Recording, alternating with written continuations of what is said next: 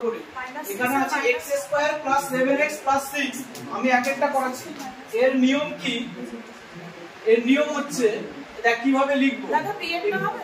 হ্যাঁ, দেখ x² টা x² লিখলাম প্লাস, আর এটা এই প্লাস এখানে 6, ঠিক আছে? এবার এই যে মাঝখানে এই মিডল টার্ম ফ্যাক্টর, এটার মানে কি? এটা কিভাবে করতে হবে তোমাকে? এই যে এমন দুটো সংখ্যা তোমাকে চুজ করতে হবে যে দুটো সংখ্যা যোগ করলে 7 আসবে আর গুণ করলে 6 আসবে। বলো তো এরকম সংখ্যা কি হবে?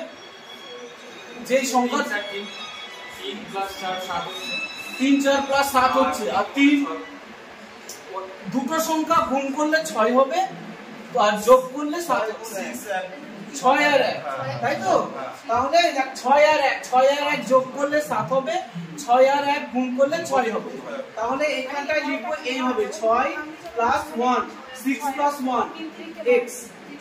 এবার x² + 6x, পুরো এটা মুখস্থ করে নাও যে এইভাবে এগুলো রুলস, ঠিক আছে?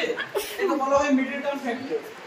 এবার এখান থেকে x কমন যাচ্ছে, তাহলে বাকি পড়ে থাকলো x + 6।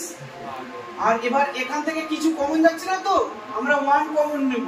1 কমন থাকলে এবার x + 6, ঠিক আছে? পুরো এইভাবে এই ছকটা পুরো মুখস্থ করে নাও, এইভাবে করতে হয়। এবার হচ্ছে x + 6 এটা কমন নিলাম দুটো থেকে, এই দুটো থেকে x + 6 কমন নিলাম। বাকি কি পড়ে থাকলো? বাকি পড়ে থাকলো x এই +1 = 0, এইটা, ঠিক আছে? এবার অপশনে এখন এটাই অ্যানসার। এর পরের স্টেপ হচ্ছে হয় x + 6 = 0, না হয় x + 1 = 0, ঠিক আছে?